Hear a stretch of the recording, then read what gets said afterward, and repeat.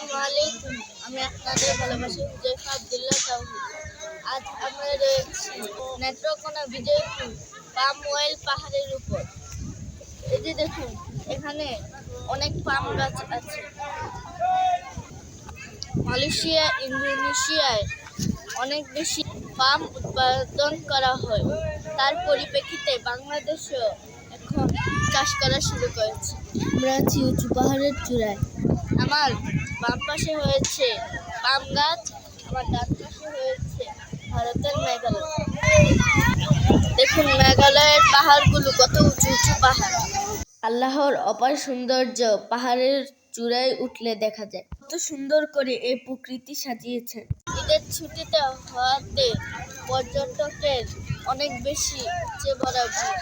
ভ্রমণ করা নবীজির সুন্নাত, তাই অবসর পেলে আমরা ভ্রমণ করব। ভ্রমণ করলে জ্ঞান বাড়ে এবং সওয়াব হয়, তাই অবসরে ভ্রমণ করা উচিত।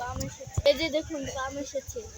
পাম হলো একটি অর্থকরী ফসল। পাম দিয়ে মালয়েশিয়া, ইন্দোনেশিয়া প্রচুর বৈদেশিক মুদ্রা অর্জন করে, যা তাদের আয়ের প্রধান উৎস। দূর থেকে পাহাড় অনেক সুন্দর।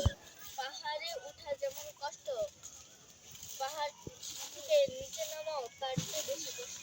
সবচেয়ে বেশি কষ্ট হলো পাহাড়ে বসবাস। আমরা অনেক উঁচু পাহাড়ে উঠেছিলাম।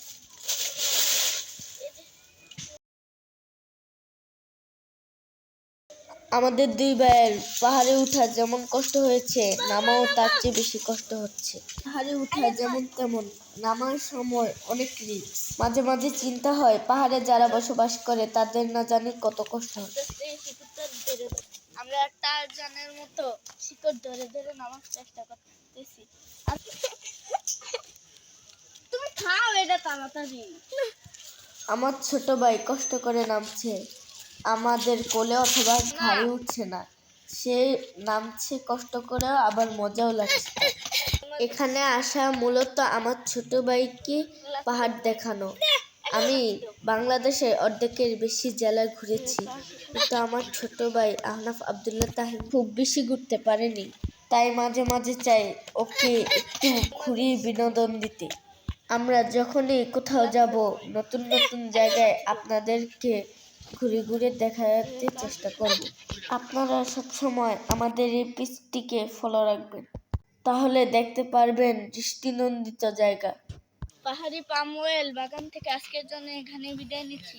আবার দেখা হবে অন্য কোনো ভিডিওতে, অন্য কোনো জায়গায়। তখন আমাদের সঙ্গে থাকুন। আমাদের নতুন নতুন ভিডিও পেতে এটা ইউটিউব চ্যানেল সাবস্ক্রাইব করুন এবং এটা লাইক দিয়ে সঙ্গে থাকুন। আল্লাহ হাফেজ, বাই বাই। আবারও দেখা হবে যদি আল্লাহ বাঁচিয়ে রাখেন। আসসালামু আলাইকুম ওয়া রাহমাতুল্লাহ।